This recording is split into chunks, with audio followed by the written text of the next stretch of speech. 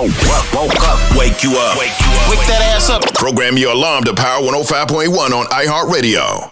Good morning, USA. Yo.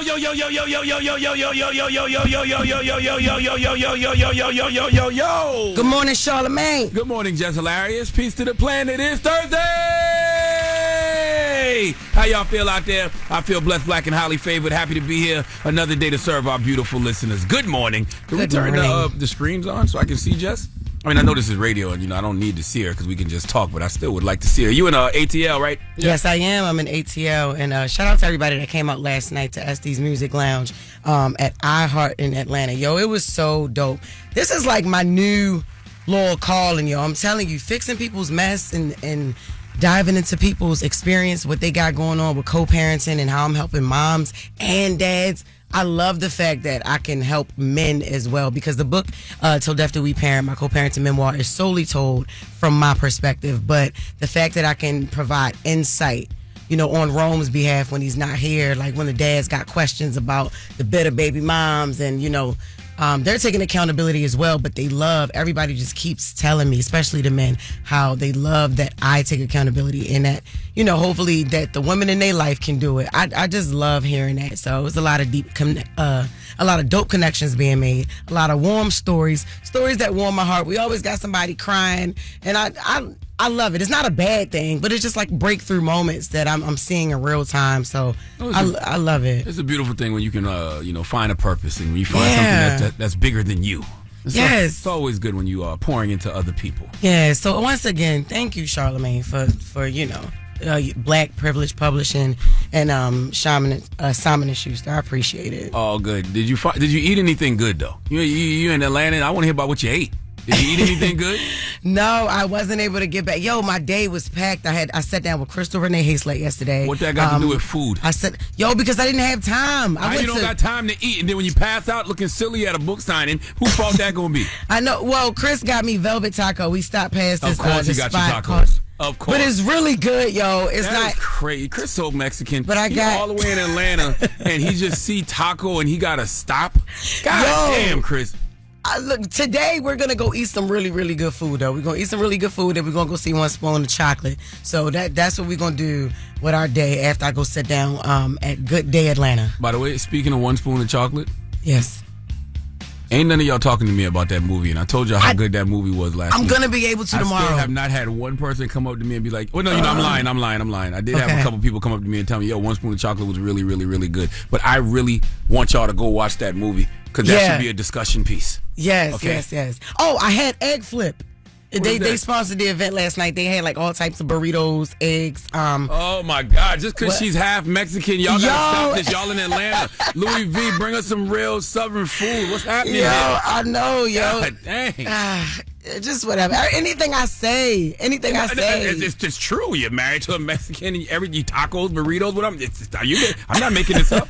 It was breakfast burritos, yo. They had the eggs with the cheese and the salsa and the pico de gallo and the guacamole. It was good though. You lucky I don't fart in my clothes, because just you talking just made me gathy just now. But I don't fart in my clothes. Now listen, there's a brother coming in this morning, man, who I absolutely love. His name is Kier Gaines. Okay, he has a podcast called Learn the Hard Way, and he has a book coming out this September. The name of the book is slipping my mind right now, but he is a brilliant brother, and it is Mental Health Awareness Month. Yes. So yes. Kier, and you know what? Another thing I like about Kier, he started on social media like about 8-9 years ago. He had a video that went viral with his daughter, but since then he has become a licensed therapist. That's dope. So he's not just a social media influencer, out here giving inspirational messaging with nothing behind it. He's actually a licensed therapist. So we'll be talking to Kier Gaines later this morning. Dope. Okay? All right, Mimi Brown is up next with Front Page News. Of course, Loren LoRosa will be here with the latest as well. It's the world's most dangerous morning show, The Breakfast Club. What we start the show with? Oh, okay. Okay. You can't never go wrong with Dreams and Nightmares intro in the morning. It's Big The Breakfast meat. Club. You ready? Yes, it's the world's most dangerous morning show, The Breakfast Club. DJ Envy, Jess Hilarious, Charlamagne the God. That's me. DJ Envy's not here today, but it's time for Front Page News with Mimi Brown. But first, let me give you some sports, course. Like I care. The Cleveland Cavaliers played the Detroit Pistons last night, and Cleveland beat Detroit 117-113. Cleveland is up 3-2 in that series. That's all I got. That's all I got. Yeah. What we got in front page news? Good morning, Shar. Good morning, Jess. How y'all doing this morning? Good morning, Mimi. Good morning. Okay, so this morning we are going to start in Georgia, where the battle over voting rights and political power in the South is continuing to escalate after that major Supreme Court ruling on congressional maps. We're going to stay on this because this is such an important topic. Georgia Governor Brian Kemp, he has now officially called a special legislative session focusing on specifically redistricting. And so here's why this matters. So after the Supreme Court, that recent Louisiana decision, Republican-led states across the South, they're now moving to redraw congressional maps in ways that could reshape the election for years to come. Now, that ruling, it made it easier for states to challenge and roll back some of those majority black voting districts that had previously been protected under the Voting Rights Act. Now, Georgia Republicans say the state needs new maps before its 2028 election cycle. A lot of states are rushing to do it before the 2026 midterms, but Georgia is saying that they're going to try and do theirs before the 2028 election cycle to comply with the court's new ruling. Now, Governor Kemp says the goal is to create what Republicans call fair traditional districts based more on geography and like the compactness of the area and less about race. That's what they say. But Democrats and voting rights groups say something very different is happening. And they argue that this is part of a broader push to weaken black voting power in a state where Atlanta, we have a lot of black people in Atlanta, right? Black voters have become a major force in turning Georgia into one of the country's most important political battleground states. So let's listen to a Georgia lawmaker followed by Governor Kemp. But let's be very clear. He is redrawing the maps, and today's news proves he is going to redraw the maps under the decision in Calais to reduce black voting power. Well, I mean, that doesn't surprise me they'd say that, but I mean, they haven't seen the maps yet. So, they might want to wait and see what the legislature does. So no, we haven't seen the maps yet, but if we are following what every other state is doing, we can only imagine what those maps may look like, right? And so Georgia's not alone. We've been seeing this in Alabama, Louisiana, Texas, Missouri, and Tennessee, all after the Supreme Court ruling. They reopened that battle over maps. And Republicans, they say that they are just correcting something that was unconstitutional because it was based on race. But Democrats are arguing that this is a coordinated effort to dilute black political power across the South. Yeah. I mean, we heard the senator from South Carolina say that yesterday, right? Yes. I mean, listen, every day, Senator Massey, every day I keep hearing about the GOP in southern states redistricting maps. What I'm not hearing about is what's being done to combat that. I know it's gerrymandering lawsuits out there, but what else is happening?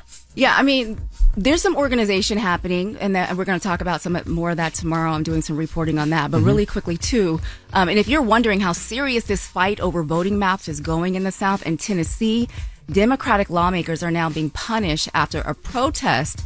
They protested those congressional maps that they say that are weakening black voting power. So last week, Republicans, they approved that map in Tennessee to split Memphis into three different majority districts.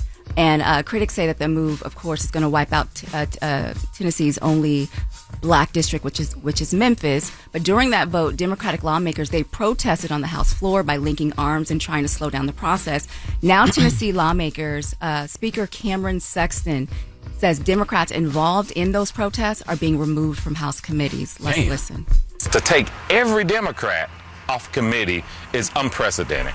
I represent 70,000 people, just like he does. He has the right to speak up. I have the right to speak up as well. About 1.5 million Tennesseans are losing their representation on those committees. And they did that, and then that wasn't enough. They removed representation from all the Democrats in the state.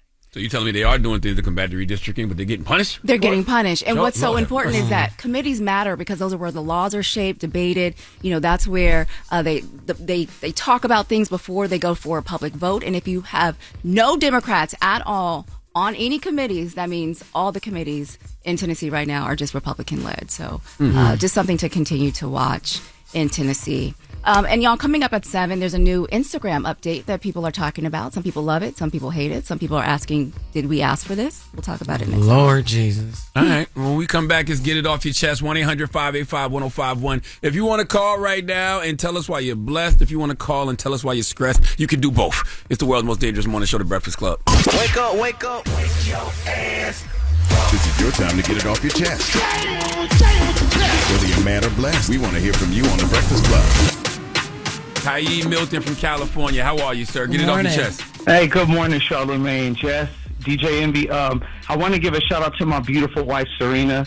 This is my high school sweetheart. This is going to be our 20th year of marriage. We got 4 kids, 2 girls, 2 boys. Amazing. And I want to give a shout out.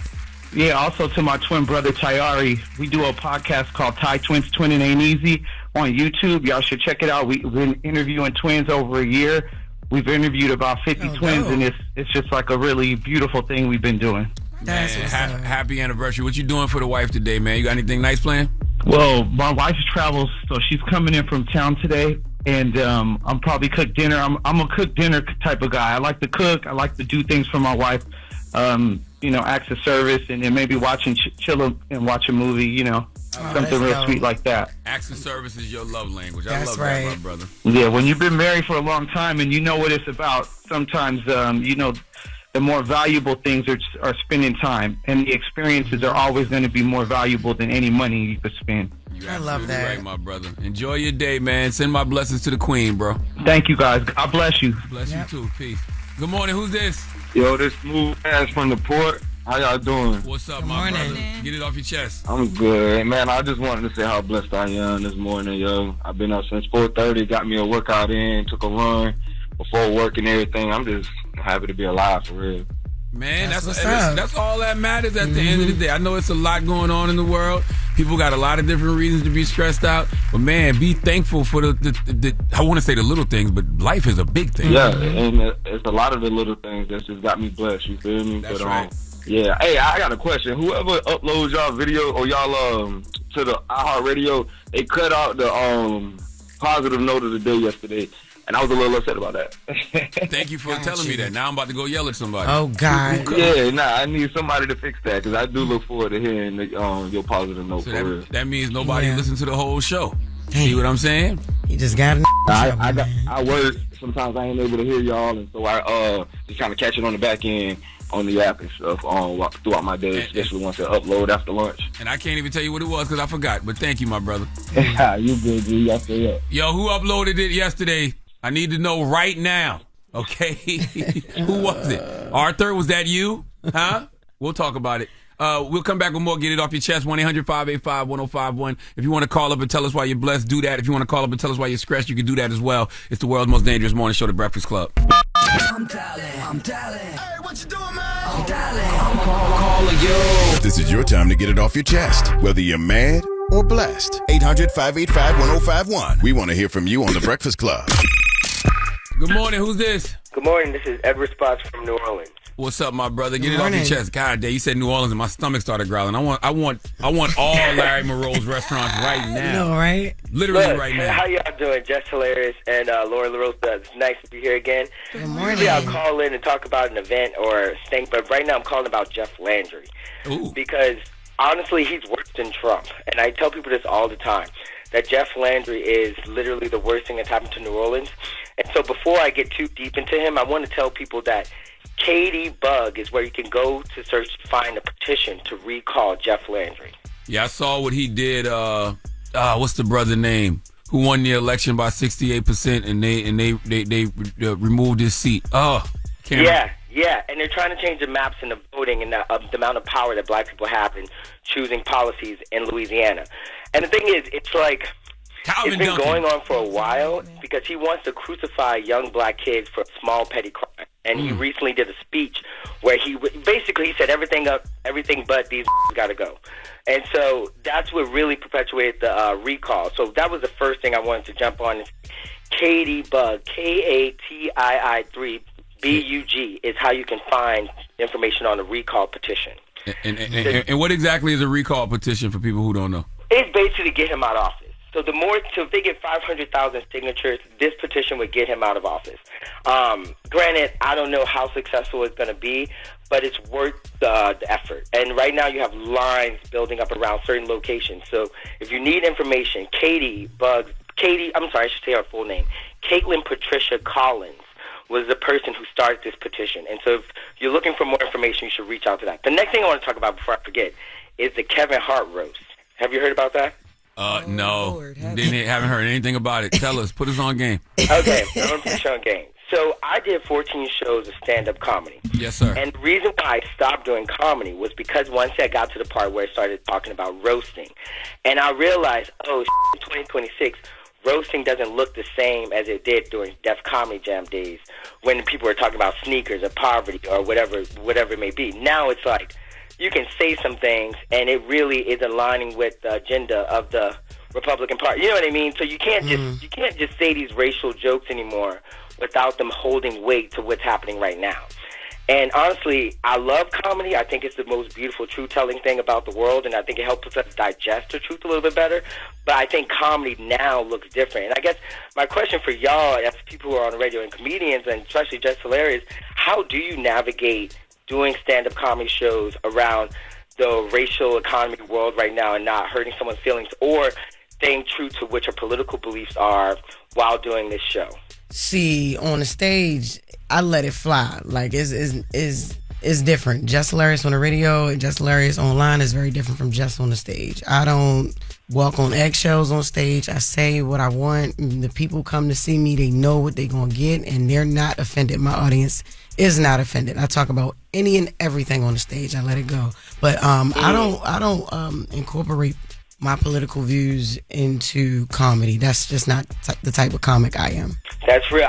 And honestly, I'm going to tell you right now, I align with that mantra more because one thing that stood out to me is your audience, like knowing your audience. And I felt like that Kevin Hart roast thing, it was like all these white comedians saying all these black jokes. It's like, well, goddamn, this is drilling, like, what is this? What is this? And the fact that Kevin Hart kind of woke up being like, oh, yeah, it was a great night, and the world is, like, going crazy. I'm like, how does this work? I think the reason I wouldn't push back on the racial jokes is because I want black people to reserve the right to make racial jokes, too. Where your cracker-ass cracker jokes? Okay, you know what I'm saying? Like where your white supremacist jokes? Like, I need more of that. Like, you know what I'm saying? I guess. But even that's tricky, right? Because, like, I don't know. Like, when I tried to do the roasting thing, it just didn't align with my spirit, because it's like I'm a storyteller comedian. Like, I like to tell a long-winded story, and then boom, that's why you're laughing. I just think the roasting thing has become the main thing. Like, I've never watched an episode of Wild 'N Out. Never. I've never seen an episode of Wild 'N Out, and it never appealed to me. So it was just the roasting thing has become the new thing, and I just miss the storytelling and comedy. Wow. And granted, that was a big Hey, we only have but so much time. Okay, am I laughing? Can I do one more thing? No, I got to put the red light on you. You used to do stand-up, right? I got to put the red light on you right now. Okay, wait, I got one more thing. So I'm doing a dance class next week for people in New Orleans. Dance Battle New Orleans is not happening again, but we're going to do a dance class for people, and Dance Battle New Orleans will come back next month.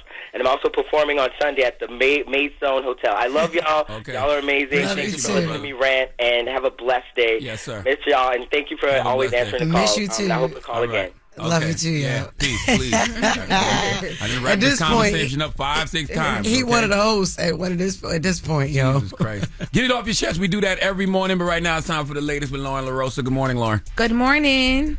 What you got? Yeah, so we do have the latest coming up. We are, one day away from Iceman's drop? Yeah. Iceman come out tonight, at midnight. Well, tonight. I mean, technically, though, it's the 14th. It comes out on the 15th. You know what I meant? It comes out at midnight. But there's a leak in the OVO camp because we done heard a song. And is a big leak. We're going to talk about it, though, because I don't know if this was the one that leaked. We're going to talk about it. That was not a leak. It was drippy, we man. We know what it was. It's a Drake timestamp record. This is what he does before he drops an album. We know what it... Let's get into the latest later.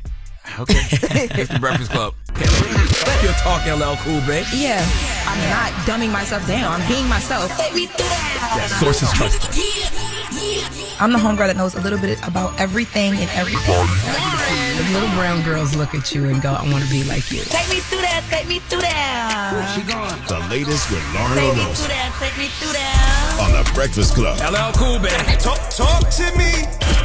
So yesterday there was an alleged quotation leak from a Drake album or a Drake song or of a Drake song, 1 a.m. in Albany. Now, we are only a day away, as I mentioned, from Iceman dropping, and this is a timestamp record. Drake does these traditionally. We've seen them with other projects. Every time before he drops an album or a project, he drops a timestamp record for the most part. Yes, for the most part. Now, let's get into some of the shots that he's throwing. So first, of course, he throws some shots at Kendrick, and then he goes into, he continues. He throws shots at LeBron. There's another shot that he takes at LeBron where he talks about switching teams. Yeah, he's talking about the pop out. And then he takes a shot at Lucian Grange, who is the big boss over there at Universal Music Group, who Drake is actively in a lawsuit with, and Dr. Dre. What does the name spell without AK? Dre? Dre. Yeah, D-R-E without the AK. Dre. Yes. Like Dr. Dre. What the hell that mean? Well, he's talking about the high five that Dr. Dre did at the Grammys when Kendrick was sick and all those, you know. But there has been some alleged, there's been some conversation around what age Michel'le was when Dr. J and Michel'le started dating. So I think that's what he's trying to bring up the conversation around. But how did y'all feel? Why would he bring that up when people say that about him? That wouldn't be smart. Well, he's saying on this on the bar, he's saying there's a special place in HE double hockey sticks for people who laugh at things and then, you know, have done things themselves. That. Well, we can talk about that, but how did y'all feel about what y'all heard? He definitely took some shots, man. I mean, and did we?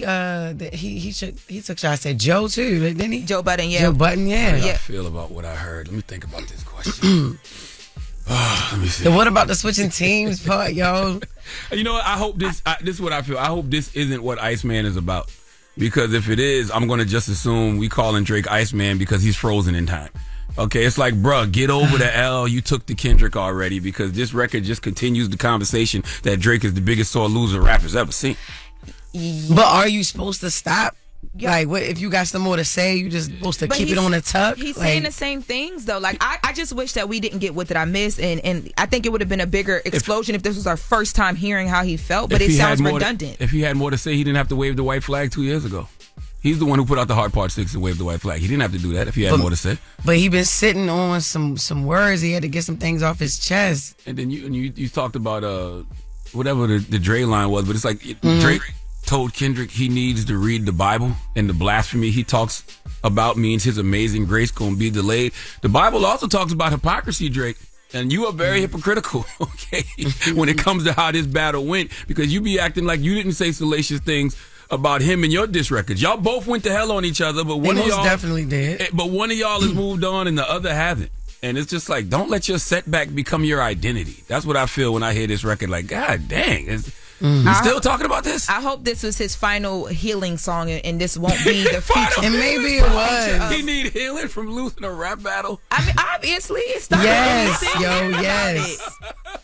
Damn. And we talk about y'all some haters. Oh my God. Mental health goes into rap battles, apparently.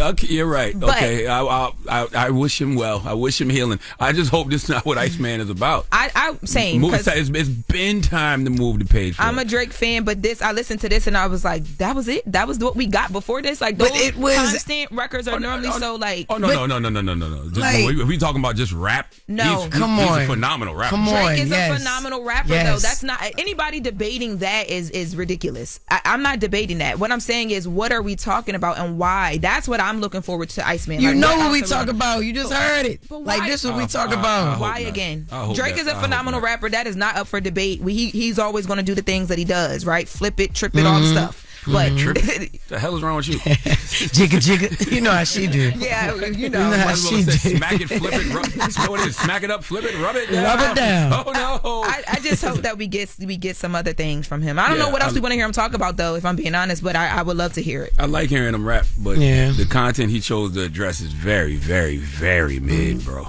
Very mid. Once again, don't let your setback become your identity. God damn. Oof. Like, it got to be people in the studio telling him, all right, man, get over it already. And what them label meetings looking like around this album, if you coming for Lucian as you now that's what my concern is. Like, you coming for the guy that you're, the label head. You think Lucian cares? No, I know, but it's like, but can't they do something like to his, you know what I mean? Can't they stop it or block it in some type of way? Why would they want to? They're going to eat regardless. Well, yeah. They no permanent friends or enemies when it comes to business. We the only idiots that think like that. Not we. I'm not we, yo. Like, stop. Jess, it's okay. We idiots. No, we is not. Ain't no permanent friends and enemies when it comes to business. Well, I am looking forward to Iceman to hear about what else Drake has to talk to us about. Me too. It's been some time. I'm looking forward to it, too. 40. Ain't he going to be 40 this year? Yeah. I want to hear more. Okay. You took an L in a rap battle. You're mad at everybody because of it. It's time to move on, bro. Yeah. You keep trying to reheat these cold French fries. You can't, even with an air fryer. Okay. Ooh. Jesus. Right. We got Mimi Brown coming back with Front Page News. It's the world's most dangerous morning show, The Breakfast Club. The Black Effect Podcast Festival once again returned to Atlanta for another celebration of Black voices, culture, storytelling, and community.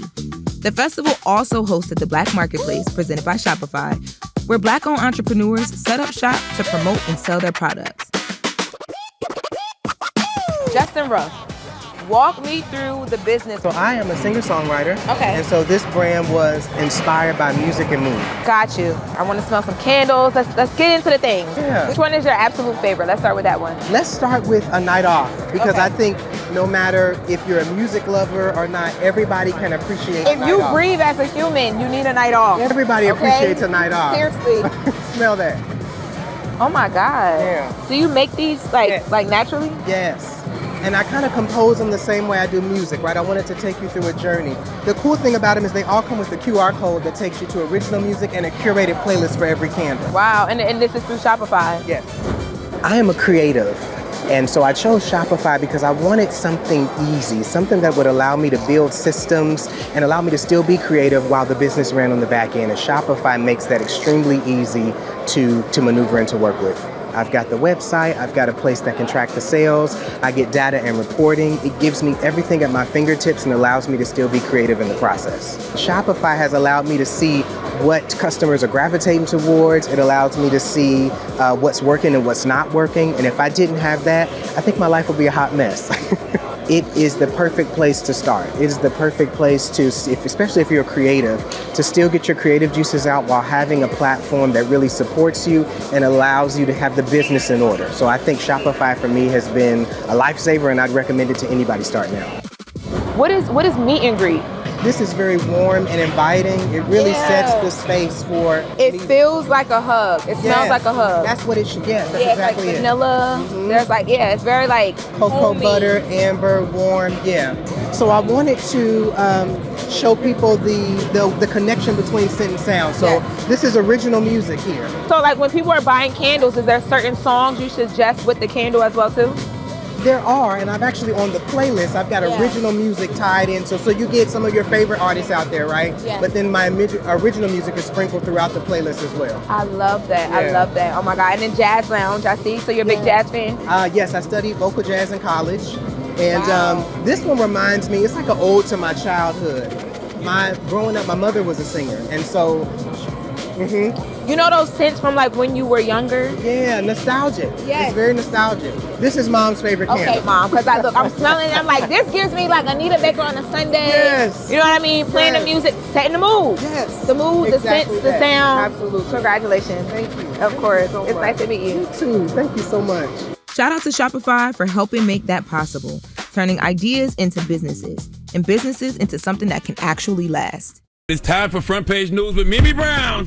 Oh, I forgot I got to do this. Yes, sports yo. You do not care at all. Just do the sports real quick. The Cleveland Cavaliers beat the Detroit Pistons last night, 117-113, okay? Cleveland is up 3-2 in that series. Salute to everybody that listens to The Breakfast Club in Cleveland, Ohio, and in Detroit on WJLB. Ooh. Hurry it. Okay, Mimi Brown, what we got? All right. Good morning, everyone. How y'all doing? Good morning. Good morning, Mimi. Good morning. Okay, so we start this hour with growing concerns that immigration fears could impact the attendance and tourism of the FIFA World Cup here in the United States. It's giving Super Bowl vibes. So this is a conversation is picking up fast because the tournament is now less than a month away. Homeland Security officials, they say ICE agents could be present around some of the Cup stadiums as part of a broader security operation during the games. But here's the part that's getting a lot of attention this morning. The government is not saying that ICE agents can't make immigration arrests outside or near the World Cup stadiums. Let's listen to Homeland Security Secretary Mark Wayne Mullen for more. going to be enforcing mass immigration, but we're there to enforce the law. So Mr. if we find a Secretary, felon what I or we hear find you someone saying doing is customs, if we're you going to go after them. find a criminal, you will arrest them. But Yes. the mission at the World Cup is not immigration enforcement. We're not there. Well, ICE always says immigration enforcement. We're always going to do that. But we're not there for solely that purpose. We're in there to do our job. As I said, we're not there to go round up mass individuals, but we are always looking for the worst of the worst. We're going to continue to do that. But the ICE's footprint is much bigger than that. As I said, it's immigration, custom, enforcement. Do they really think some of the most dangerous criminals, the worst of the worst, as he says, do they really think that they're going to show up to the FIFA World Cup? If I'm the worst of the criminal, I'm going to go to the FIFA World Cup. Well, I know they're going to be out there looking for me. That's what I'm going to be. Just go celebrate freedom. Right. For the time you have it. It makes no sense, really, when you think about it. And immigrant rights advocates, they say that the presence of ICE is just going to discourage people and families and international visitors from attending altogether, especially after the Trump administration, their aggressive immigration crackdown over the last year. But all of this is coming as host cities. They're already, saying that they're not getting those hotel bookings. They're not getting the flights that they thought that they were going to get, and they think it's all tied to immigration enforcement and the international tension. So people might not be there anyway. It also could be tied to the economy. People may not have the extra money to Yeah. go to the FIFA World Cup. Yeah, that's true too. Very expensive, especially in New York. They tripling tolls, Oh my God. and Can you it's gonna be crazy. Y'all, Hotels. What? I just put money on my Easy Pass last week. Today it said low balance. I'm like, how? Normally that amount of money lasts me almost the whole month. Oh, I hell was no. Tripping. Yeah, nah. Tolls are going up, steadily going up. But in the FIFA World Cup, it's going to be even crazier for people to get to work, all of that. People just might have to call off work the whole week. This is what my grandma used to tell me about all the time. She'd be like, times are going to change. Make sure you save some money. Rainy day. Yeah, God bless the dead. My grandma was saying that in the 80s, 90s too. She was saying, it's the worst I've ever seen it. Yes. Yeah. It's always the worst at the time that you're in it.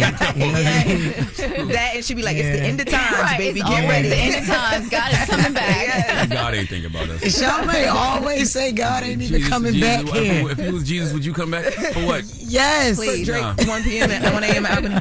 Jesus is ignoring us.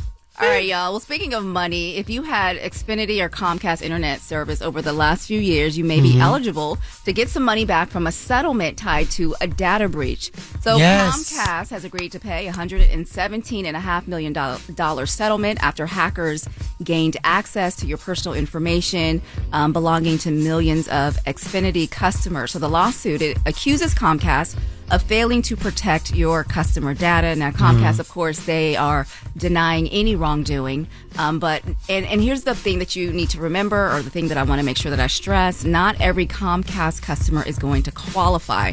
Now, this is only going to work for people who received a data breach notification from Comcast back in December of 2023, saying that their information may have been exposed. And when I say sensitive information, I mean usernames, passwords, contact info, birth dates, last four of your social. But if you qualify, you may be able to get reimbursed for things like fraud-related expenses, identity theft costs, and time spent trying to get all that stuff together. And some people can receive a check up to $10,000. Damn. Document Really? the losses connected to the hack. Yes. Damn, I Exactly. definitely had all of them services. Exactly. Like the last 10 years. So also, if you don't have receipts, there is a smaller flat payment option, and that's about $50. So what? That's what most people gonna get, by the way. Yeah, because don't nobody keep receipts, especially not no damn black people. What is happening? Yeah, and the deadline to file this claim is August 14th. So you guys will want to get on. Let me that. get somebody to make some receipts. But that's why it's good when you get your receipts emailed to you. Oh, because then you can just search in your phone. It's already there. That's right. There Sure. you go. So just something to note, you guys. And lastly, Lauren, I'm going to ask you, did you notice something in your Instagram yesterday? Yes, I did, and I don't like that feature. I hate it. What is it? It's called Instance or something, right? Yeah. That's the one that make you look bald? Shut up. Because if we talk about what made you go bald, we would be here all day. Hey, But yo.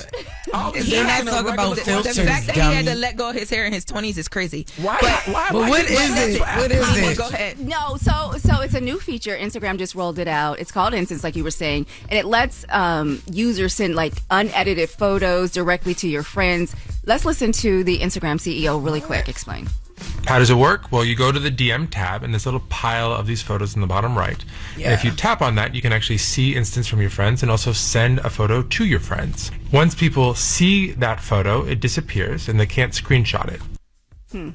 What's that, like Snapchat? That's exactly what people are saying. They're trying to say it's like Snapchat. But it's so confusing. I feel like an old lady trying to figure out like where these photos were coming from. It's so the stupid. setup is weird. It's just so... we didn't need it. Because you can already send stuff on Instagram DM because it's supposed to be like it disappears right away, so it can be like invisible, which is sneaky to me. But you can already do invisible sends on Instagram through the DM, so it's like, why add this extra photo feature? But I don't get it because when I opened up my DMs, it was like a pile of white women. Like it wasn't even like friends that I. That's why I'm like, because you don't barely follow anybody, Jess, so they probably just automated some people too. Okay, I'm like, yo, why? It's just like a stack of them. Like I was like, damn. Yeah, I don't really care for the feature. Yeah, I don't see the benefit. That's what a lot of people are saying online this morning, that nobody asked for this. So, but people felt like that about Threads in the beginning, and now Threads has taken its own life. People be on Threads. My father loves Threads. Threads has become like another version of Reddit. Yeah, but I don't like it because I don't care about y'all opinions like that. That's why I don't be on Twitter. So I don't want to see what y'all got to say. Level. Yeah. There's N-word. I don't care about all them words. There's N-word Twitter. Then there's N-word Threads. LinkedIn is a little bit above there, a little bit. LinkedIn a little bit above there. I got my Instagram filtered exactly the way I want it. I don't want to see what y'all thinking on Threads. I don't like it. I don't like it. They're going to have some threads about that. Okay. All right, y'all. Well, that is your front page news. I'm Mimi Brown. Follow me at Mimi Brown TV and make sure to download and subscribe to my new podcast, Front Page, for all your daily news source. Absolutely. Thank you, Mimi. Thank and you. Coming up, man, my man Kier Gaines is coming. He has a podcast called Learn the Hard Way, and he has a book that is available for pre-order now called It All Starts When You Do, How to Do the Real Work of Self-Healing. I like Kier's story because he started off on social media. He went viral like 8 or 9 years ago because of a video with his daughter, but then he, decided to become a licensed therapist. So we'll be talking to Kier Gaines when we come back. It's The Breakfast Club. Yep, it's the world's most dangerous morning show, The Breakfast Club. Charlamagne the God, DJ Envy, Jess Hilarious. Envy and Jess aren't here, but Loren LoRosa is. And we got a special guest in the building, man. I have been watching this brother's work for a long time. He's got a new podcast called Learn the Hard Way. It's Kier Gaines. Yes, sir. I pronounced it right? You pronounced it perfectly. Okay. How are you, my brother? I'm good. How y'all doing, man? Blessed, black, and highly favored, man. I know that's right, man. Now, if you don't know who Kier is, he's a mental health advocate, and he is a licensed therapist. Yeah. I feel like it's very important to say that now. I feel like that's a hot topic at the moment. I would say so. I wanted to add, we're in an era where social media has turned a lot of people into mental health influence. For sure. How important is licensing when somebody is giving, relationship or trauma advice to millions of people? I personally find it important to be licensed. For myself, it's important because it makes sure that I'm ethically sound. Make sure that people are safe around me. Make sure that I'm continuing all my education credits. Make sure that I'm getting all the training. Because it's one thing, we got a lot of therapeutic language being slang about people calling you gaslighter and narcissist, and we got all the words, but people don't really know what happens next in terms of healing. Yeah. They don't know talk about problems, but no solutions. No solutions. We're just spinning a problem. We're talking about a why, but not necessarily deeply. So for me to be licensed, it makes sure that if somebody walks in the room and says, "Hey, man, I feel like I'm gonna jump off the top of the building tonight. What you gonna do next? What's your next move? What's your next move?" A man comes in and says, "Man, I'm feeling like hurting my wife. What you gonna do? What's your next move?" All that psychobabble doesn't help when you got to be in a room with somebody and feel your way around that person and have quality training to back that up. So when we got all the words but we don't got any wisdom, that's like having a map with no waypoints and no words on it. You'll know that things are there, but you have no idea where you are and where to go. Do audiences even understand the difference between a licensed therapist, a life coach, a relationship expert, or a motivational speaker anymore? Has social media blurred all of those? I don't lines? think so. Social media is not a place for dynamic nuance. So not only do people not know, I honestly don't think that people care.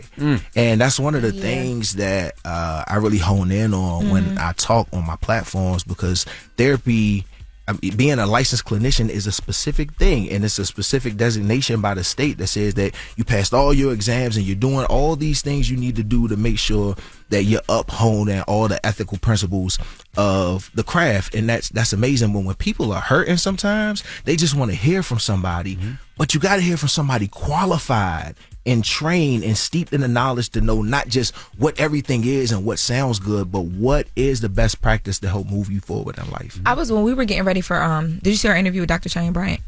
I saw clips. Okay.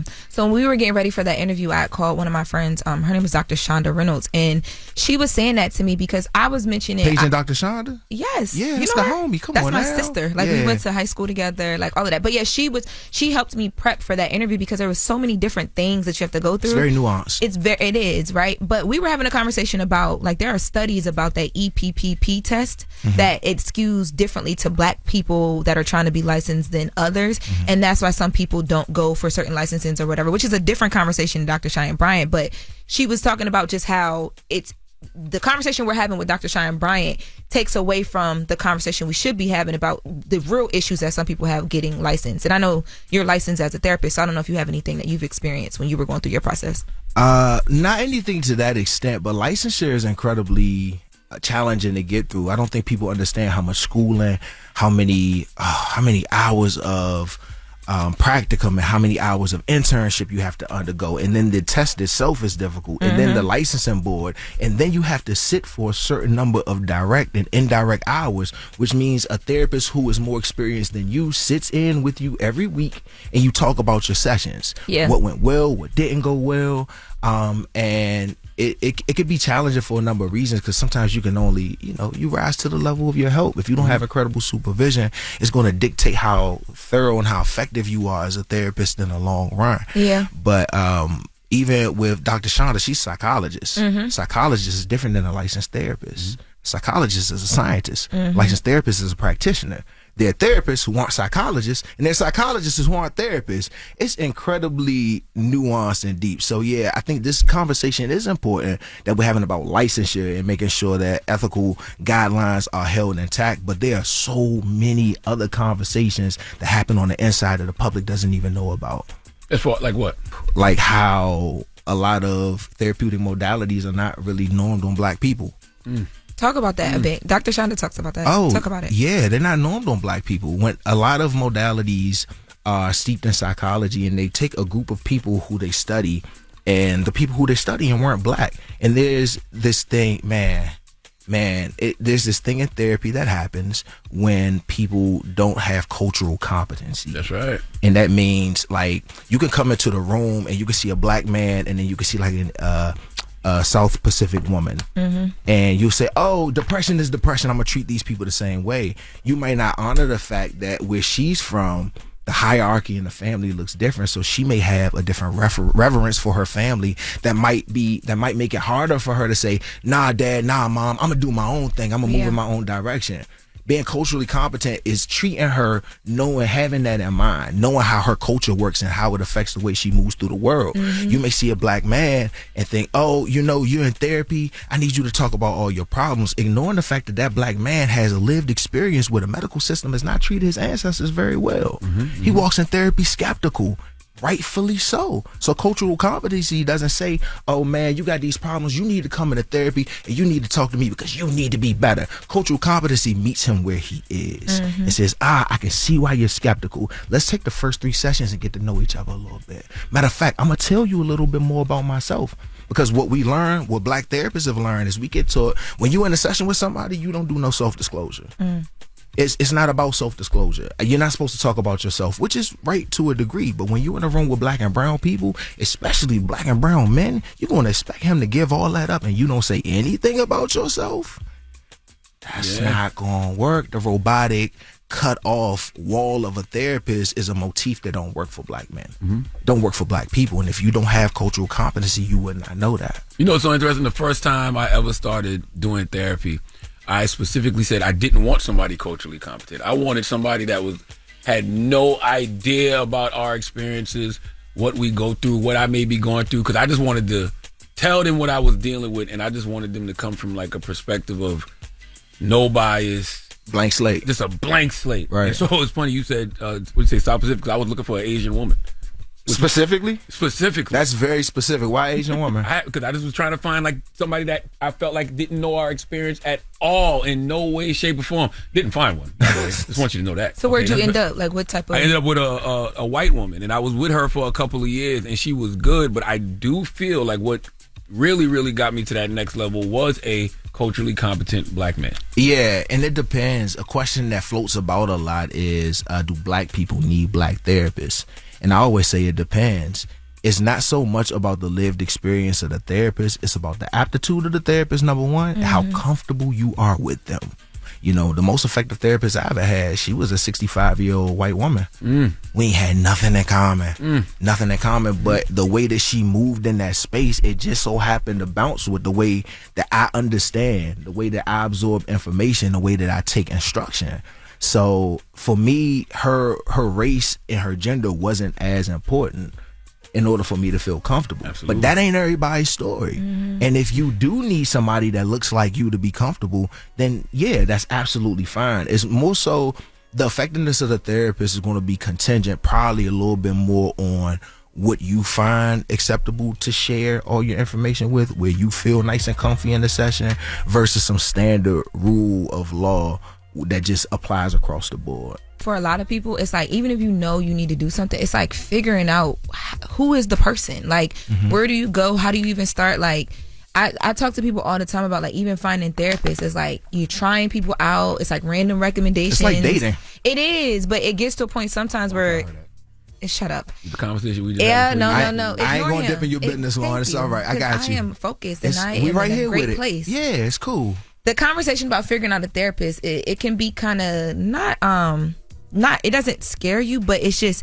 such a task trying to find the right fit that it takes a back seat sometimes, even though you know you need to do it. For sure. And so it's not as easy for some people. No, and I hate when we frame it as an easy thing to do. Just all you need to do is find the right therapist. It's just like dating. Finding a therapist is different than finding a doctor, because I don't care about my doctor's bedside manner sometimes. If you're an effective doctor that can spot something that I need to see, or you give me all my panels and all my results, you know, I will take how good you are at what I need you to do above your bedside manner and your attitude. It don't work like that with therapists. If you throw me off with your attitude, it ain't gonna work. If you say the wrong thing at the wrong time, it ain't gonna work. And from this angle, which I completely understand and endorse, I fired many a therapist before because it wasn't a good fit. It didn't feel right. Yeah. But as a therapist, you have a very small margin of error sometimes. And if you don't, sometimes I can't treat you until I know who you are.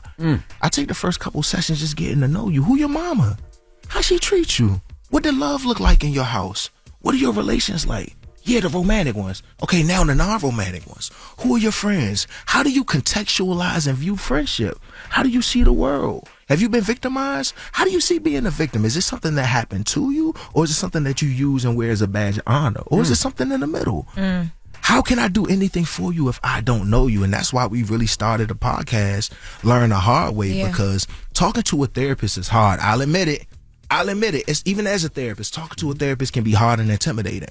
But listening to a conversation on a podcast is not. Yeah. And while I'm not your therapist, I can stand in the gap. I'm a therapist. I can still give you things to think about, still help widen your aperture on how you see yourself and how you see your place in the world, and just give you something to chew on that's not just going to make you a different person, but try to make you a better person. I want to ask you, because I love what you said about, finding a therapist is like dating, right? Yeah. I'm not going to talk about the conversation I just heard in the room. Up. But if you want to talk about it real bad. If you had 3 and 4 therapists.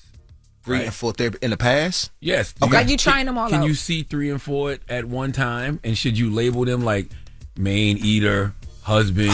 You know what I mean? You know what I'm saying? Main eater is egregious. That's what I was like. Yo, that's work. I'll put this in more therapeutic terms. Lauren, wait. Okay. We're moving on.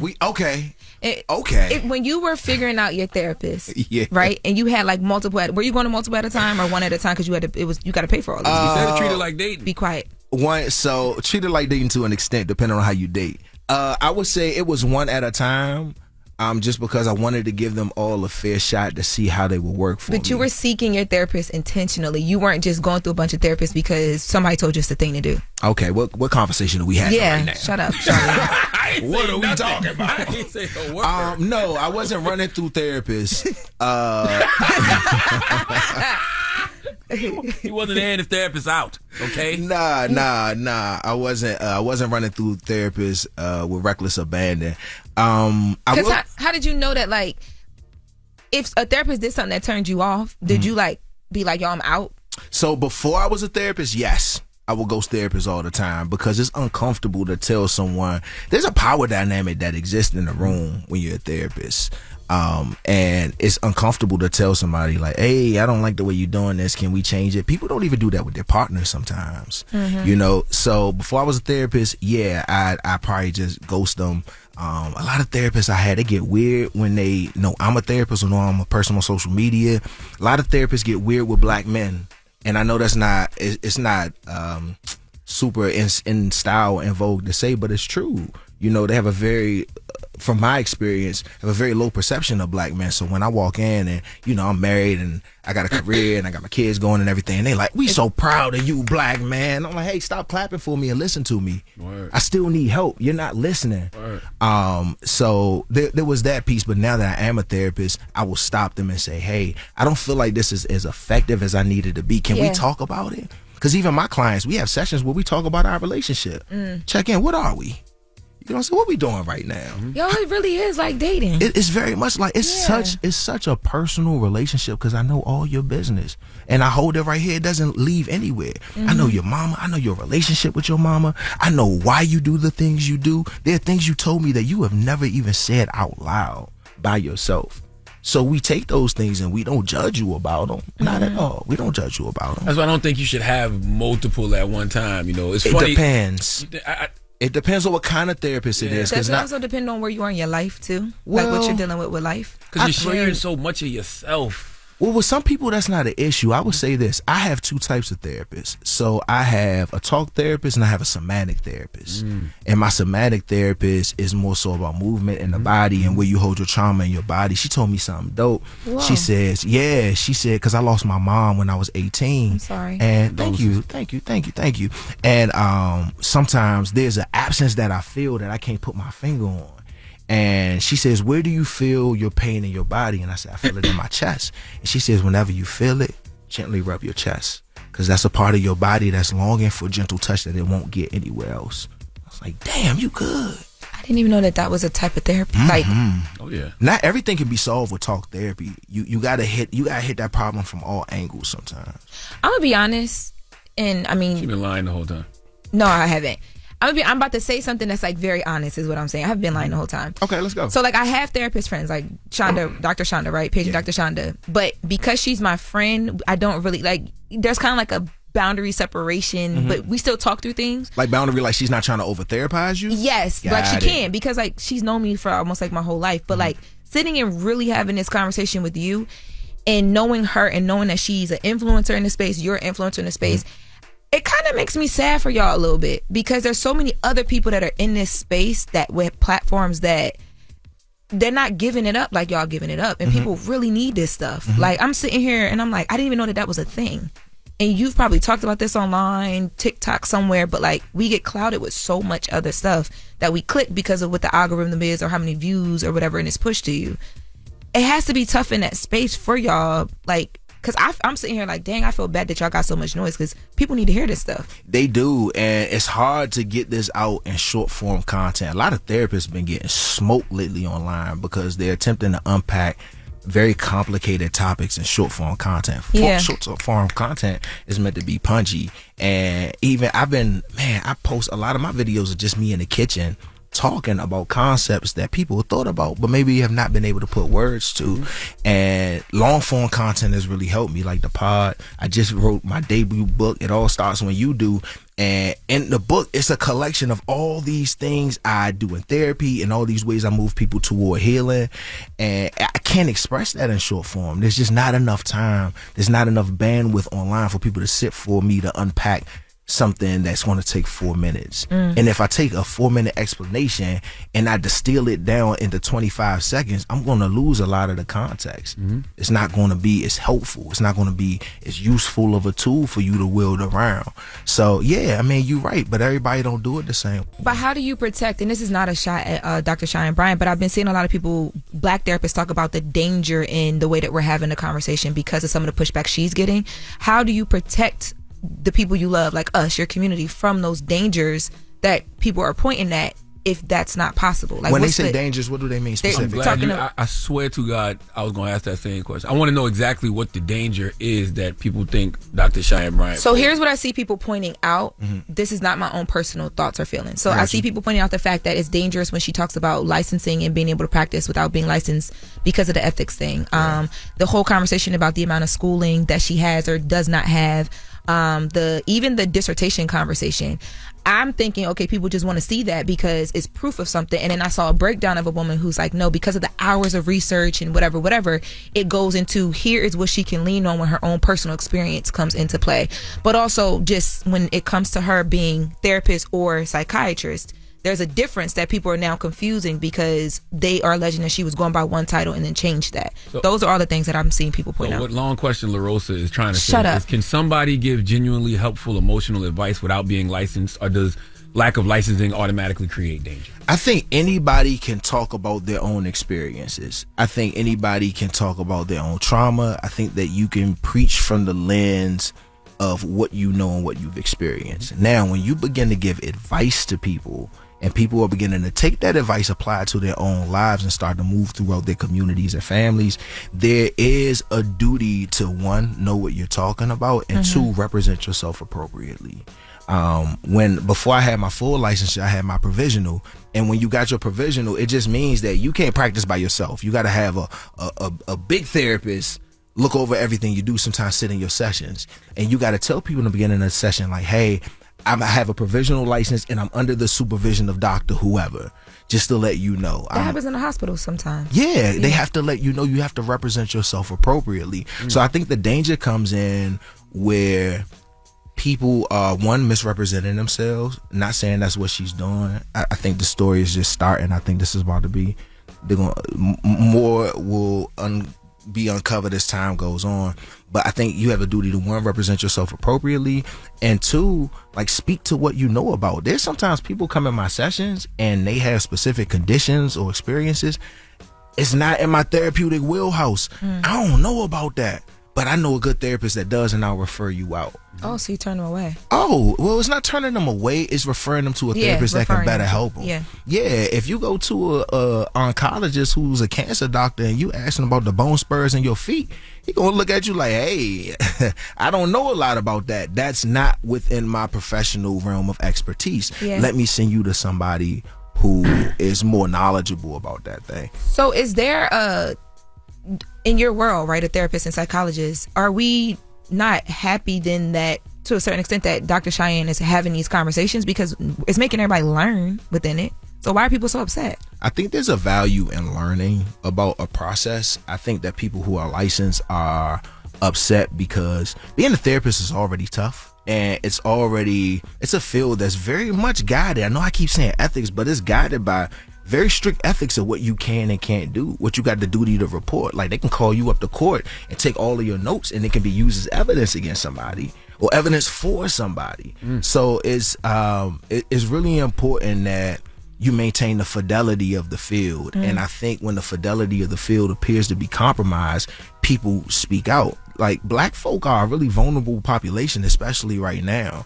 And if you are, again, not saying this is what she's doing, but if you are a person who appears to be practicing and maybe not being completely clear about how it is you came about your licenses, or how you came about, however you signify yourself, whether it be doctor, whether you be a psychologist, psychiatrist, whatever, there's a danger in giving people misinformation, or you can cause harm within a session. It's so easy. Imagine a woman who is postpartum, and instead of knowing how to treat a woman who is postpartum and knowing how she identifies, racially, ethnically, religiously, and how those things tie back into who she is and what her family structure looks like, and you having an outermost shell of good training to know how to handle that situation, you could tell her something that could be harmful, especially if you're coming from your own experience, which is different than hers. Now you're not just guiding somebody through a therapeutic journey, you're projecting. At what point does, I guess, inspirational content become unethical if audiences mistake it for therapy? I think when you don't make it clear that it's not therapy. In my podcast, in the very beginning, I said, hey, y'all, I'm a therapist, but I'm not your therapist. We cool, and I love being here for y'all, and I'll stand in the gap 7 days a week, but I'm not your therapist. And if you are having trouble with these things, you need to seek the help of a licensed and qualified professional. You know, when you start telling people what to do and they start taking your advice, I think you take on some responsibility for what you say. And we live in an attention economy. It's like, hey, look at me. I'm going to say the most outrageous thing or the thing that feels most resonant in order for people to come in and vibrate with me. Hey, come look at me. Hey, you know, be a part of my audience. I don't know what that culminates into, but I think it validates a lot of people's humanity to be able to have folks comment and respond and, you know, give them these joints. Damn, Loren, one more time. Middle finger. All right. Give them these. It feels good, but it's not necessarily helpful to folks. You know what scares me? Therapists creating content, because I don't want to say becoming creators, because I don't think that they're becoming creators. I think they're creating content because they're intentionally trying to help people. But I think some therapists unintentionally become emotionally dependent on their audience. I can see how that can happen. I mean, therapists, I tell people all the time, bro, it's just a job. It is just a job that I'm qualified to do. It's no different than any job. And being a therapist and having all this therapeutic knowledge, and we talk about this on the pod, it does not exonerate me from the human experience. I got a wife and 2 kids. You don't think I get mad at my kids? You don't think I worry, you don't think I got money concerns? I mean, Charlamagne doesn't have money concerns, but you don't think Charlamagne gave him that $200 million? Crazy. Charlamagne, we don't have to do this. I ain't even gonna look at you. I'ma just maintain eye contact with Loren. And that was like because my halfway wallet gonna start itching if I look that way. That was like halfway through the year. Imagine what the rest of his year looked like. I'm sure it's God stupid. is good. Yeah, I'm happy for you, brother. Legitimately. But even there, like, no matter what your financial situation is, it doesn't mean that you don't have the right to be upset or dissatisfied with parts of your life. You can still have a bad day. Absolutely. Being a billionaire like you are. That's hey, too much. Hey, we ain't gotta do that. Hey, that's too much. Hey, you almost there. But yeah, I still feel the full range of human emotions and still have to navigate it. So yeah, therapists are just people, and creators are no different than anyone else, or therapists who are creators are no different than anyone else. I want to feel good. I want to feel validated. I want to feel like people think I'm smart and capable. I just think the way you go about that needs to be very intentional so that you don't make a fool of yourself. Man, Kier, hope to have you at the Mental Wealth Expo this year. Man, invite me, dog. You're invited. Me and Dev, we definitely had you top of the list, man. Glad that you was in town this week and we could have you on the show. You're actually the perfect guest to have this week. Yeah, because man. of all the conversation that's happening with social media and content creators and licensed therapists. Like you are the embodiment of that. You started off as a content creator who became a licensed therapist. Yeah, man. It's, all in God's time. How about that? It all works out. All right, it's Kier Gaines. It's the Breakfast Club. Thank you for coming, brother. Appreciate y'all for having me. Now let's get into the latest with Loren. Your talk, LL Cool, babe. Yeah, I'm not dumbing myself down. I'm being myself. Sources trust. I'm the homegirl that knows a little bit about everything and everything. The little brown girls look at you and go, I want to be like you. Take me through that, take me through that. She gone. The latest with Loren Take me LoRosa through that, take me through that. on the Breakfast Club. LL Cool, baby. Talk to me. All right, guys, so we had Lil TJ here yesterday. He's promoting his album, They Just Not You. And he got into some details about his drama with Offset, which Offset is upset about. Let's take a listen to what Lil TJ said. What I thought the world was going to be like, oh, Offset, you a bum ass. I got rappers, the whole industry is in my DM. You see how a couple came out? Everybody in my DM laughing. Offset owe me bread too. The whole world is in my DM. Offset owe me bread, la la la. Feel me? So I'm like, bro, I'm over here actually for my bread. You keep texting me angry texts about getting in blood. I'm like, you wildin', broski. So I'm thinking it's funny. Like, Offset's a bum. He over here taking people bread, running off. Anyway, I'll get it back in blood. I'm like, damn. I thought y'all was gonna feel me. How much did he owe you? It was $10K. It was nothing, bro. I threw it in the strip club whenever I want a lot to. of money. That's still all right, $10K. but it's not enough for me to hate you, bro. I just feel like you just max disrespecting me. But kudos to you, bro. He's asking a lady like auntie, like, let me get you cash. He's calling everybody's phone. Nobody giving him no bread. He asking the ladies like regular people like they look like they work 9 to 5 jobs, like not no rich people, and he getting them talking about I'm gonna cash app you in the morning. I'm like, you fake tweaking, gang. I don't know what make me jump in that algorithm. I don't know. I'll give his ass a 5, the next 5. I probably hit him back for mad long. Lil TJ also said him and Offset can hug it out and there's no beef though. Yeah, he did say that. But after he said all that, yeah, he did say that. Yeah, and well, he's telling the story. He's still, that's just Yeah. him rehashing the story. Well, Offset was upset. Offset commented on the Breakfast Club's Instagram, and he said, "Cap," with the cap emoji. Y'all think stuff is funny until somebody die. And then I'm thinking about all the cops that was like, okay, thanks for the crime. Because when it happens, we see this comment from you. People be reacting in their feelings and they don't understand that they're being watched. Like everything that you do, people are looking. We got lawyers, feds, police jamming niggas up every day. That's all true. I didn't see that on Breakfast Club page. Yes, he did. He left that comment. Jess caught the comment, but I didn't see it there anymore either, so I don't know if it was deleted. Of course or not. he deleted it because it's like, why would you say something like that? You don't react out of your feelings, and then especially if you're planning to hurt someone. Well, Offset, in this whole situation, which is a federal open case still, Offset was shot in the case as well too. So maybe it triggered him to hear it be whatever. Trigger is crazy. Sorry. Oh shoot. I mean, sorry. it's the right word to use though. It is, but it's crazy. Yeah, but I don't know. I was hoping maybe they could get to a better place, but hey, maybe that's not none of our job to do. So we move on. Yeah.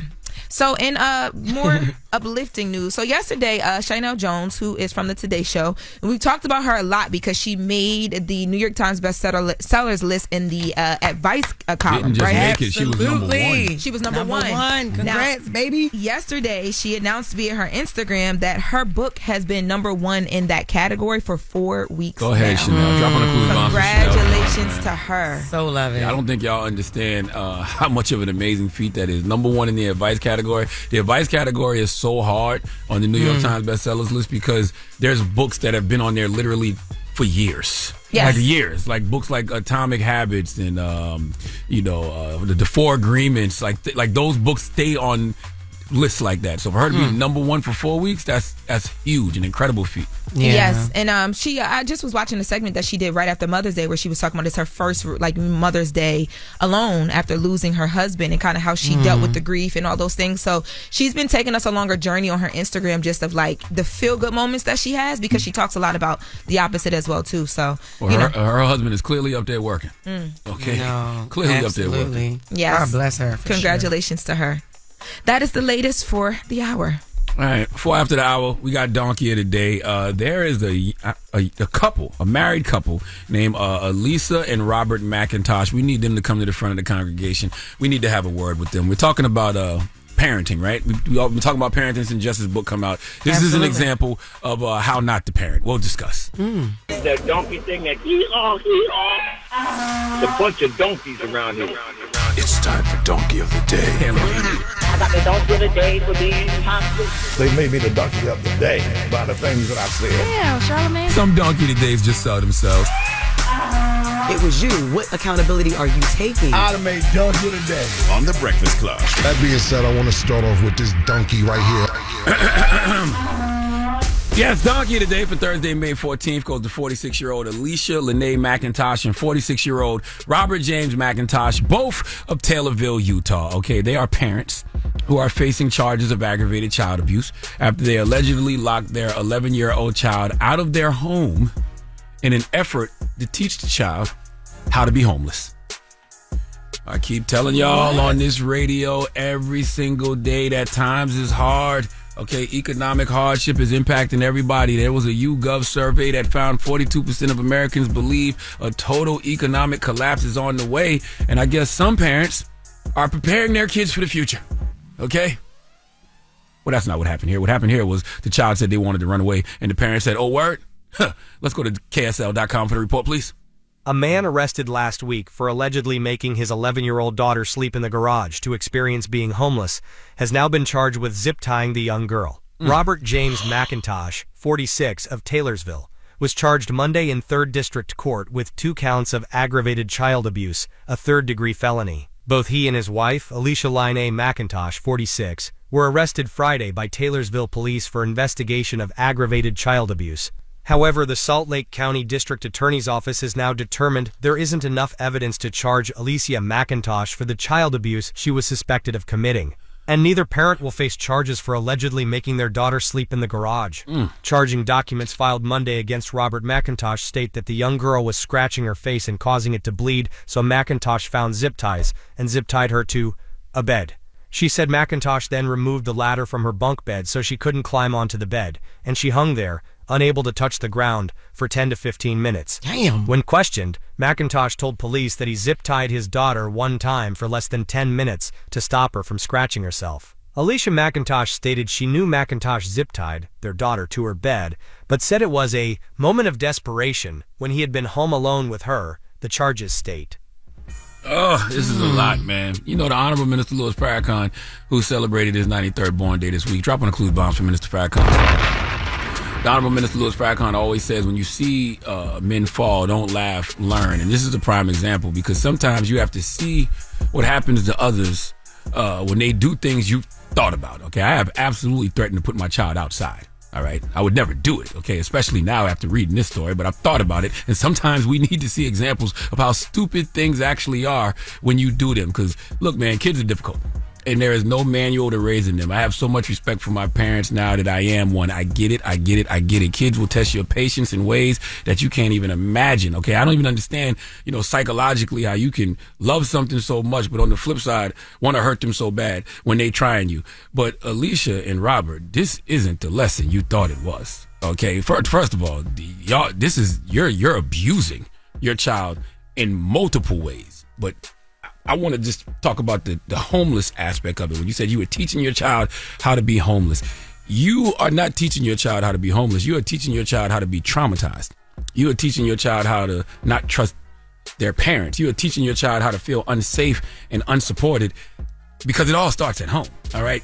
It wasn't in the news report, but when they put him in the garage, this kid went to a neighbor's house to use the bathroom because his parents wouldn't let him use the bathroom. So he left the garage and went to a neighbor's house and told the neighbor he would rather, I don't even know if it was a he, but they told the neighbor they would rather live with them because their parents locked them out of the house.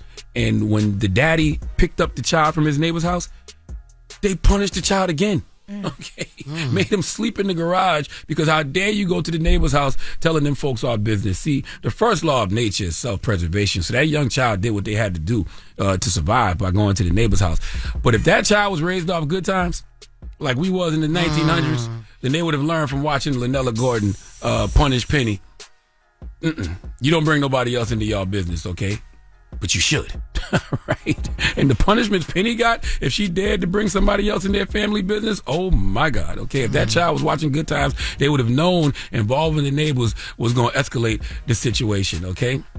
And with Alicia and Robert's track record, you probably want to keep that child away from them, dare I say, forever, okay? These parents need counseling and extensive therapy, at least the dad, because I know the dad right now is plotting and planning some severe punishment for this young child, because not only did you go to the neighbor's house to complain about them, the police came and you got him arrested. Oh man, he's planning to go get a hot iron right now.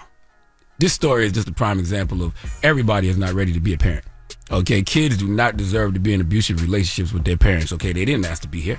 All right, parenting is supposed to prepare kids for the world. Okay, not traumatize them for it. All right, there's a difference between discipline and cruelty and abuse. All right, if your lesson plan for your child includes, them freezing in a garage, with a bucket for a bathroom, or hog tying their wrists together and letting them hang places, you're not teaching responsibility. You're teaching fear. Okay, and too many parents do confuse control with care.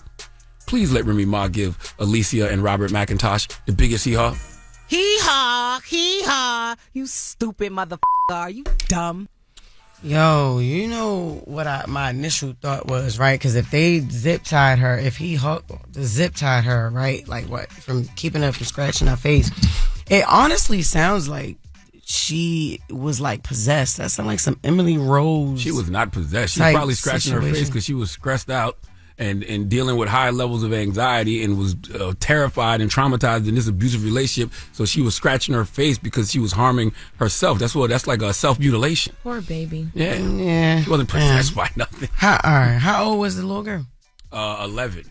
Damn. My niece is 11. I was. Oh my God. Yeah.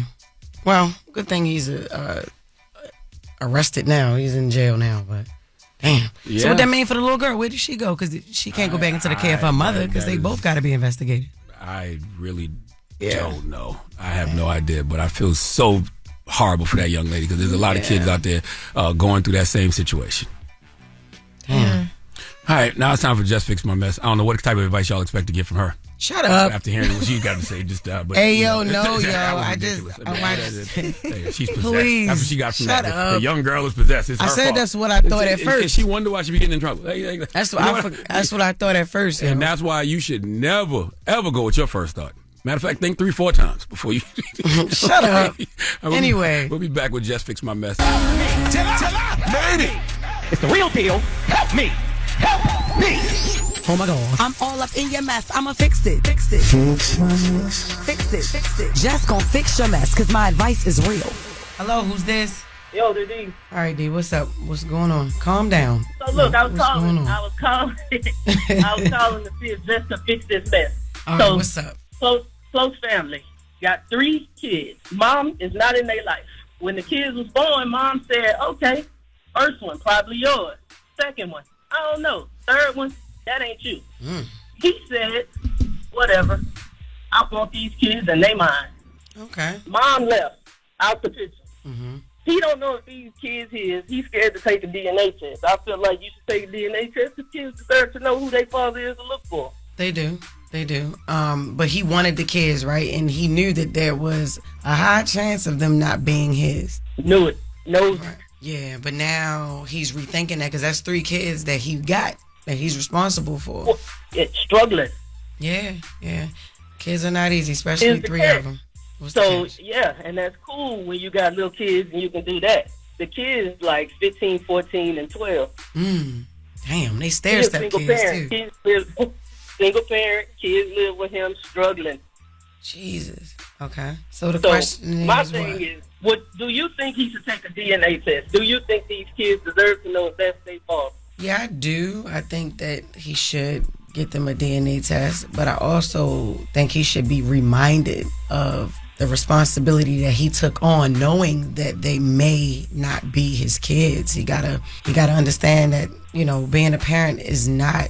A single parent of 3 is not easy, and I my hat's off to him. I applaud him for doing that, knowing that they more than likely weren't his kids. But at some point, he needs assistance. I mean, I think this is a perfect time for him to go downtown. He should take their mother downtown, put their mother on child support, get some type of help. You know what I mean? Just like moms do it, dads can do it too. And although he's not their biological father, he still has them in his care. He's been taking care of them all their life. Correct. And nothing has to change. I feel like nothing has to change. You've had them this long, but just to know. Yeah, they should know. But I feel like they should get older and make that. We should wait for them to get older to make that decision themselves. We should not be telling them just because it's getting harder and harder to take care of them that you might want to go find your real father now, kids. This is all I got for you, and I'm exhausted, and y'all not really mine. They bring like up that. the conversation. Well, they bring up the conversation, and they want to know who their father is. They're fully informed. Okay, all right, well, cool. See, you buried the lead. I ain't know that. All right, so it's time to go set out to go find who these kids' fathers are. I do believe that especially if they want to know, they are certainly entitled to know. They need to know. Yeah, that's how I feel. And I feel like nothing has to change because you've had them this long. But I just feel like that's something that has to be known. Yeah. Now, who are you? Who are you to them, D? you just calling for somebody. Yeah. Oh, okay. I help. I got you. I'm there for support. But okay, just check back in with me. Yeah, definitely go help them kids find who their fathers are.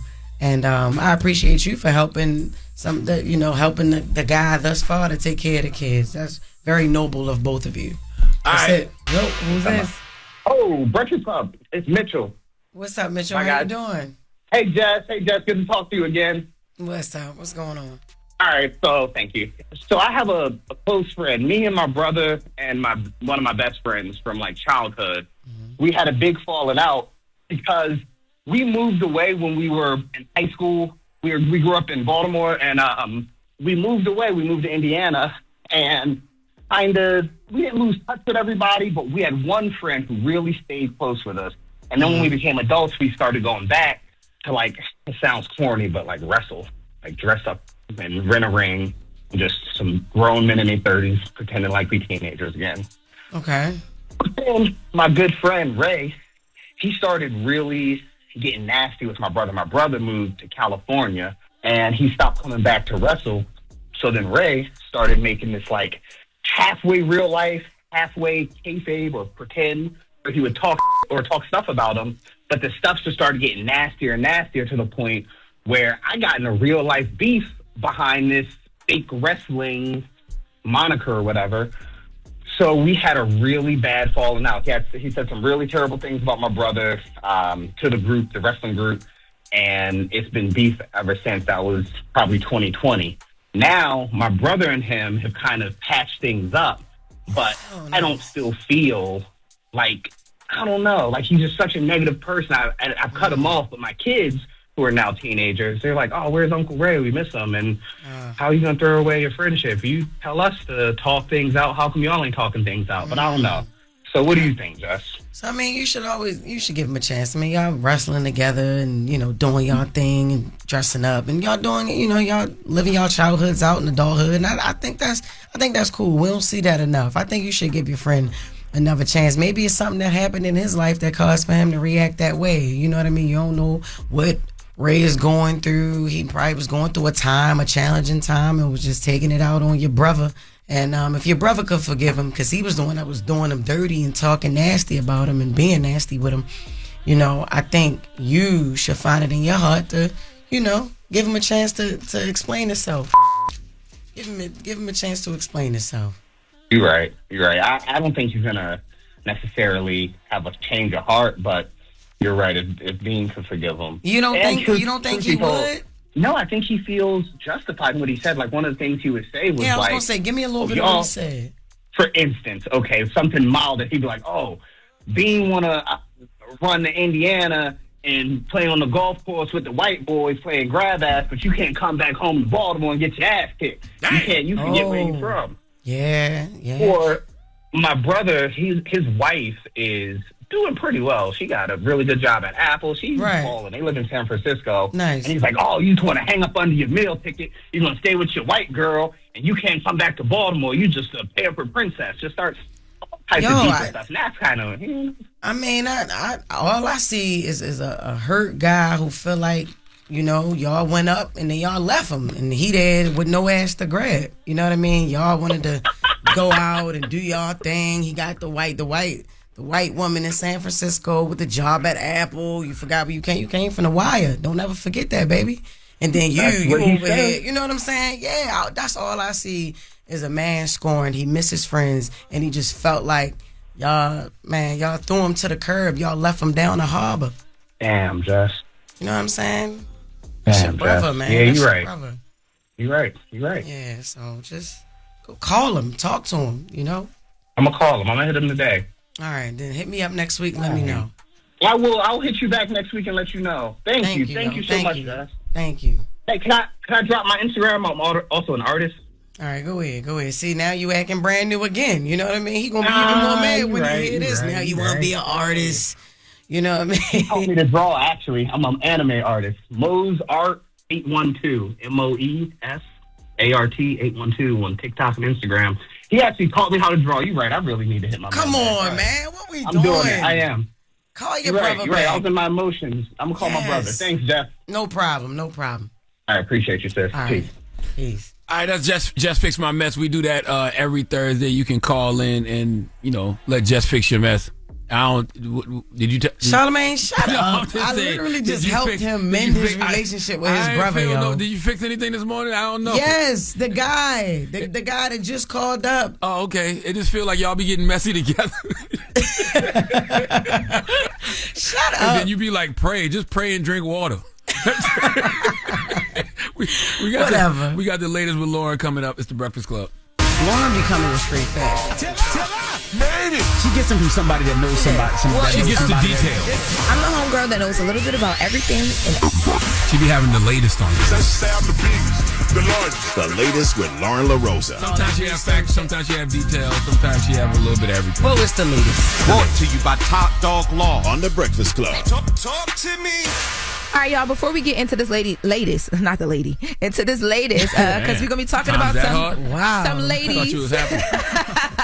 No, I am happy with my man. But okay, I want to correct something. So last latest, we congratulated Chanel Jones for being on the New York Times bestsellers list for 4 weeks in a row. And I mentioned that she was number 1 on that list for 4 weeks. Well, when we originally talked about it some weeks ago, she was number 1. She's actually celebrating. She debuted at number 1. She was actually just celebrating being on the list for 4 weeks. In general, she is now number 4 on this list, and number 2 on the list is Let Them Theory by Mel Robbins, and number 1 is Birth Vibes by Jen Hamilton. So still a big deal. Yeah, I just wanted to make sure Still a big deal. I updated that. I'm sorry. She's number 6 on the list. Chanel Jones. So we just want to make sure Still I a updated big deal. that. Nice. Yes. Dropping a clue. Yes, congratulations to her. Yep. Now, let's get into this conversation that is starting to happen around Nicki Minaj.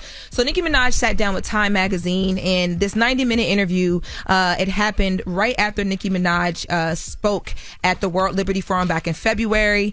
And she makes it very clear in this interview that she has been a Trump supporter for a while, but feels like she had to suppress it. She says, I felt that she's already felt this way about him, but she just didn't act about it in public. She says it's been ingrained in everyone's brain in the music business that we're supposed to be a Democratic family. I just knew they would not like me supporting Trump. Then, for the first time, she gives a specific reasons why she turned into the face of MAGA. So she mentions, number 1, her issues with Obama. She says that she was disappointed by President Barack Obama. She was frustrated by the expectation that they had that black entertainers would just, as a reflex, vote Democrat. She says that she does not like the fact that Jay-Z is a close friend of Obama, and she says that this stems from her feeling that Jay-Z and Roc Nation allegedly ruined her career. The quote is, I think Jay-Z ended up costing Obama a lot, whether he knows it or not. Lots of rappers don't like Jay-Z and are just afraid to say it. What did Jay-Z cost Obama? Obama's a 2-term president. Right. And in 2016, Nicki publicly supported Hillary Clinton. Well, she's changing her tune. She says that Jay-Z's accumulated such a concentrated power in the industry that many artists have now come to resent him, and that was backshadowed to Obama in some way, somehow. So they resent him because he has power? That's what she's saying. She also says that she didn't like the fact that Obama was condescending to Kamala Harris during the 2024 election cycle. And what she's talking about and referencing is the speech that Obama gave where he was talking to black men. She says, I just saw so many videos of black men saying that they didn't like the way that they felt about the speech that Obama gave. They felt like they weren't being listened to. How is that condescending towards Kamala Harris? I think she's talking about the conversation that happened after that speech that he gave where people felt like he was calling out black men because they weren't supporting Kamala, and Kamala was on this campaign trail saying, no, black men do support me, I'm hearing differently. And there was a lot of conversation around that, whether or not Obama should have said the things the way he said them or not, and she pointed that out. But this is the biggest thing. She says that what made her publicly start talking about Trump and supporting him was the swatting that happened on her home and how Gavin Newsom did not respond to help her. So she says in 2022, 2023, and 2025, her mansion, which is gated in California, received regular swatting calls, which is where someone will call the police and say, someone's in the house with this or that. So then a ton of police come and they storm your house. Now she says, of course, this frightened her. It frightened her younger son. She says, as of right now, law enforcement still has not identified or arrested anyone in connection with the incidents. Did she go to local council? I mean, like her mayor her. And, So she said that she reached out to Gavin Newsom at the time, and he completely ignored her. She says, with all the money I spend in taxes.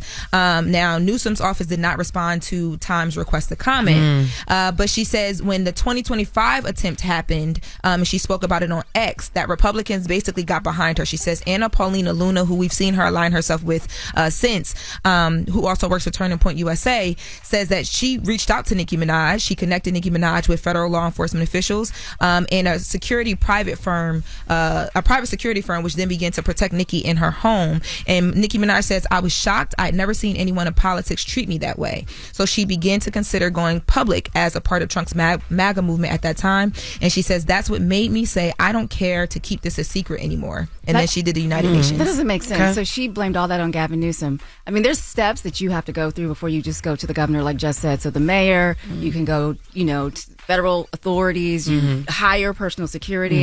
To start off at the governor and then blame him kind of doesn't make sense. Yeah, well, she's giving us these bullet points here to live with. So. Hey, man, I don't care what Nicki Minaj thinks at a time like this, okay?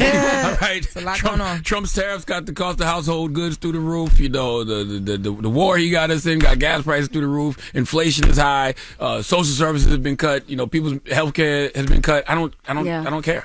But I just want to say that's like calling the CEO that your Wi-Fi's down, of your telecommunications company. Just doesn't make sense. Hey, remember I was trying to blame that on the merger, and I thought that my son Wi-Fi, I thought the Wi-Fi was going out because of the merger the whole time. We just had to unplug and replug the box. I remember that. We edited that. We edited that so people. She just told us again. Yeah, but she told everybody. Wow. Yeah. Well, you just want people to know. What else we got, Lauren? I mean, I thought you were going to talk about, we was going to close with, your experience yesterday because T.I. did that. Real quick, though, by the way, you can support whoever you want. Politically, but you also need to know how that person's policies are impacting the people who probably support you. Your actual fan base. She says that she didn't want to alienate her fan base in the beginning of it, but personally, these things happen and it changed her mind about what she decided. I understand, but personally, things happen for you that might have benefited you. But I'm just telling you overall, I guarantee you, the people that buy your albums economically are doing way worse right now, and can't pick up the phone and call Gavin Newsom if they tried. But yes. But shout out to everybody in Atlanta. People were leaving my event. It was from 6 to 8 because at 9 o'clock they had to be at the Mercedes-Benz Stadium. T.I. shut it down last night. He celebrated 20 years of the movie ATL and also 20 years as King of the South. He received a proclamation. And what I thought what they did to the arena was so cool. They made it a whole cascade skate lane. So I thought that was very, very fire that he did that. You talking about T.I.'s album King? Yeah, T.I.'s album King. But they honored him for 20 years as being the King of the South. Well, no, the King album is 20 years old. So it was 20 years of ATL and 20 years of the King album. My bad, yeah. But because I don't think he was ever crowned King of the South. Damn, officially. Really? For him to honor it. I mean, yes, he calls himself that, but they didn't I thought that they didn't have a proclamation for him and give him a crown. We don't have kings in America. Hey, yo. Okay, sure. But he received a proclamation honoring 20 years of, the album. Yeah. That's the only thing that I left out of there. But no, it has in quotation, King of the South. It's the album. It's for the 20 years of the impact, the memories, and Atlanta legacy that the album King garnered and leaned into. Mm-hmm. Exactly. And when does the new album come out? I don't have a date on that. Okay. Because it said album release as well. So I thought it would have released last night, but it didn't. He doing a lot of promo for it and stuff. Oh, but King the King. Not. Killed the King. Okay, it was according to it might have came out yesterday. I didn't know it was a Killed date. the King. I don't think it dropped. Oh well, according to Wikipedia, but I don't think I don't know that we ever had a date. They just kept saying early 2026. Mm-hmm. Yeah. Okay. Well, he was celebrated last night. He shut down the Mercedes-Benz Stadium. All right. I think it was cool. When we come back, thank you, Lauren, for the latest. Yep, that was brought to you by Top Dog Law. Any accident, big or small, call the guys at Top Dog Law. When we come back, it's the People's Choice Mix. Envy is going to act like he was here this whole time, but he has not been here this morning. But he's going to give you a mix. It's the Breakfast Club. Yep, it's the world's most dangerous morning show, The Breakfast Club. DJ Envy, Jess Hilarious, Charlamagne the God. Loren LoRosa is here as well. Jess, you was in Atlanta last night, right? I was in Atlanta last night for my book signing event at Estes Music Lounge. I thought it was really, really dope. JoJo Alonzo moderated the conversation. I got to do a live segment of Jess Fix My Mess in real time around co-parenting. I talked to some dads, talked to some moms, some couples, signed some books. We had a fireside chat, Q&A. It was really, really dope. Shout out to Egg Flip. They sponsored the event. And then, the city of Atlanta is just always dope when I come, so I appreciate it. And shout out to 96.1 The Beat. They listen to us here in Atlanta every morning. My guy, Louis V. Yes, sir. Thank you to ATL for making us number one, too, man. We really appreciate it. Making the Breakfast Club number one. And I knew I loved the show. Louis in there? Yeah, he in there. Louis, you want yes, sir. What we number one at, or does it matter? It don't even matter. Y'all number one. Y'all kill it. Y'all killed it. You know what I'm saying? It don't even matter. Y'all just number one. Just know that. I love that because, it's so much competition here with morning shows, and we number one, nigga. Happy. You don't see competition. But it is a lot of it. So anyway, next week, get your tickets. East Providence, Rhode Island. Meet me at the Comedy Connection next Friday and next Saturday. We got 4 shows in total. And I also have a book signing event. You can get, for more details, you can go on my website, JessHilariousOfficial.com, East Providence. Not only will I be bringing the comedy, I'll be bringing my book, signing books, and having fireside chats about that as well. Can't wait to get there, East Providence, next weekend. All right, so I got to talk about something real quick that is super dope that Audible is doing. So they're doing this thing called the Audible Story House. It's going to be located at 260 Bowery, and it's open to the public. So this is free to enter, free to listen. Think bookless bookstore, right? So people come in from May 1st through May 31st. That's Wednesday through Sunday from 11 a.m. to 7 p.m. And it's a must visit. It's only going to be in New York for a limited time, so make sure y'all get out and go. And this is going to be a place where stories come to life and anybody can step in, listen, discover, and connect through sound. So again, it's only open for a limited amount of time. Make sure you guys come out and support. So that'll be going down at 260 Bowery. And it's open to the public. Free to enter, free to listen. Come out and have a good time. Is Emmy going to be back tomorrow? I don't even know. Oh, you're going to be back tomorrow? Oh, he's going for the rest of the week? Mm-hmm. Okay. All right. Well, he won't be here tomorrow, but we got a positive note, shorty? I do. The positive note is the more you practice the art of thankfulness, the more you have to be thankful for. Have a great day. It's The Breakfast Club. Breakfast Club, bitches! Y'all finished or y'all done? Woke up. Wake you up. Wake that ass up. Program your alarm to Power 105.1 on iHeartRadio.